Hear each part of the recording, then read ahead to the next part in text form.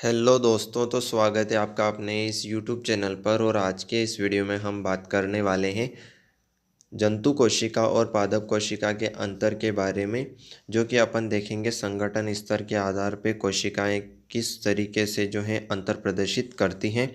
तो सबसे पहला अंतर यहाँ पर हमारे लिए रहने वाला है कला संगठन के लिए, कि मतलब कोशिका की कला किस तरीके से होती है और किस तरीके से कोशिका बनी होती है। तो बहुत ही आसान है। सबसे पहला ऑप्शन हमारे लिए है कला संगठन के लिए, इसे अपन सीखने जा रहे हैं। यानी कि जंतु कोशिका जो होती है उसकी कोशिका कला बाहर से जो है कोशिका भित्ति उस पर नहीं पाई जाती है। ये चीज़ आपको याद रखना है कि जंतु कोशिका में कोशिका भित्ति अनुपस्थित होती है। क्या होती है? अनुपस्थित होती है। ये चीज़ आपको समझ लेना है। ठीक है। तो एक अंतर यहाँ पर आपको समझ में आया होगा कि जंतु कोशिका पर जो है कोशिका भित्ति नहीं पाई जाती, लेकिन पादप कोशिका पर जो है कोशिका भित्ति पाई जाती हैं, जो कि किससे बनी होती हैं? सेल्यूलोज की बनी होती हैं। और आप सभी जानते होंगे कि भेड़ बकरी जितने भी ये जीव होते हैं, वन्य जीव प्राणी, वे सभी जो हैं सेल्यूलोज के पाचन के लिए सक्षम होते हैं। यानी कि वो सेल्यूलोज का पाचन कर सकते हैं। इसीलिए वो जो हैं पेड़ पौधों की पत्तियां आदि को खाते रहते हैं। ठीक है, इतना आपको समझ में आया होगा। तो जंतु कोशिका जो होती हैं उस पर कोशिका भित्ति नहीं पाई जाती, और पादप कोशिका जो होती हैं उस पर कोशिका भित्ति पाई जाती हैं। यही मुख्य अंतर कला संगठन के लिए यहाँ पर हमने लिया है। ठीक है। अब इसके बाद में हम बात करते हैं केंद्रक की, यानी कि केंद्रक कैसा होता है। तो जंतु कोशिका का जो केंद्रक रहेगा वो स्थिति के आधार पे मध्य में रहेगा। यानी कि जंतु कोशिका है तो उसके मध्य में उसका केंद्रक रहेगा, लेकिन पादप कोशिका में ऐसा नहीं होता है। पादप कोशिका में जो केंद्रक रहेगा वो कोशिका के एक तरफ होगा, यानी कि बीच में न होकर के उसकी जो कोशिका कला यानी कि कोशिका भित्ति है उसकी ओर होगा। ठीक है, तो इतना आपको समझना है। यहाँ तक आपको समझ में आया होगा। ठीक है, कि केंद्रक की स्थिति क्या रहती है। तो जंतु कोशिका में मध्य में होता है और पादप कोशिका में एक तरफ होता है। ठीक है। अब इसके बाद में हम देखते हैं गुणसूत्र के बारे में, कि गुणसूत्र कैसे होते हैं। ठीक है। तो जंतु कोशिका जो होती हैं उसमें गुणसूत्र छोटे होते हैं, मतलब गुणसूत्र की आकृति जो होगी वो क्या होगी? छोटी होगी। लेकिन पादप कोशिका जो होगी उसमें गुणसूत्र क्या होंगे? थोड़े से बड़े आकृति के होंगे, मतलब बड़े होंगे। ये चीज़ आपको समझना है। ठीक है। इसके बाद में अगला अंतर आता है अपना माइटोकॉन्ड्रिया के लिए, जो कि कोशिका का पावर हाउस कहलाता है। यानी कि ऊर्जा गृह भी इसे अपन कह सकते हैं। यानी कि माइटोकॉन्ड्रिया में ही जो है ऊर्जा का निर्माण होता है। ठीक है, एनर्जी यहीं बनती है। तो इस आधार पे किस तरीके से इसमें अंतर देखा गया है कि पादप और जंतु में माइटोकॉन्ड्रिया के आधार पे अंतर क्या है। तो जंतु कोशिका में अधिक संख्या में पाए जाते हैं। कौन? माइटोकॉन्ड्रिया। माइटोकॉन्ड्रिया जो हैं अधिक संख्या में पाए जाते हैं जंतु कोशिका में। ऐसा इसलिए क्योंकि जंतुओं को अत्यधिक ऊर्जा की आवश्यकता होती है। ठीक है।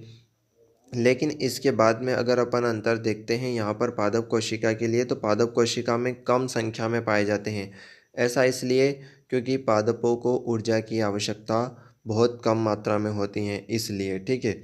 इसलिए इनमें यानी कि पादपों में जो है माइटोकॉन्ड्रिया की संख्या कम होती है। मतलब पादप की कोशिका जो होती हैं उसमें माइटोकॉन्ड्रिया की संख्या कम होती है।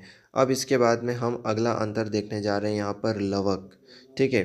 तो इससे रिलेटेड यानी कि ये जितने भी अपन संगठन स्तर के आधार पे अपन विभाजन कर रहे हैं, यानी कि जंतु और पादप कोशिका में संगठन स्तर के आधार पे जितने भी हम अंतर देख रहे हैं, इनका फुल डिटेल हम आने वाले वीडियो में 1 बाय 1 करके देखेंगे। यानी कि माइटोकॉन्ड्रिया क्या है, कैसा दिखता है, किसने इसकी खोज करी, ये सारी चीज़ें हम आने वाले वीडियो में देखेंगे।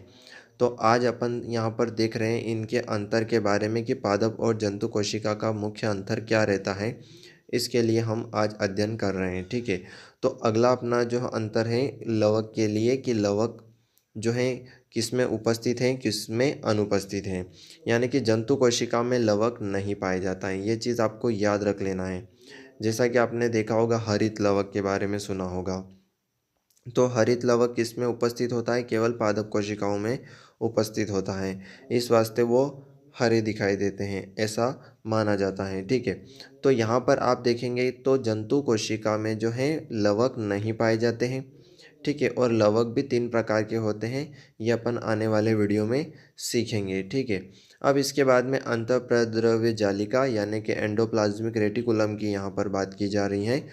तो जो जंतु कोशिका में अधिक मात्रा में और पास-पास होते हैं। ठीक है, क्योंकि एंडोप्लाज्मिक रेटिकुलम जो होते हैं वो जो अपना केंद्रक रहता है कोशिका का, उससे जुड़े हुए कहाँ तक होते हैं, वो पाए जाते हैं अपनी कोशिका कला तक, यानी कि कोशिका की जो झिल्ली रहती है वहाँ तक फैले रहते हैं।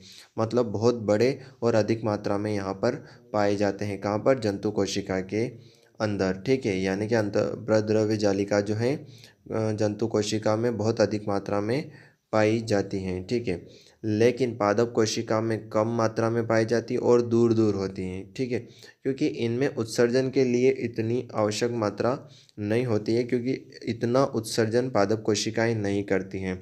लेकिन जंतु कोशिकाओं में उत्सर्जन की क्रिया होती रहती है, जिसके कारण अंतःप्रद्रव्य जालिकाएं वहाँ पर अत्यधिक मात्रा में पाई जाती हैं। ठीक है, अब आता है लाइसोसोम, जिसे अपन आत्महत्या की थैली भी कहते हैं।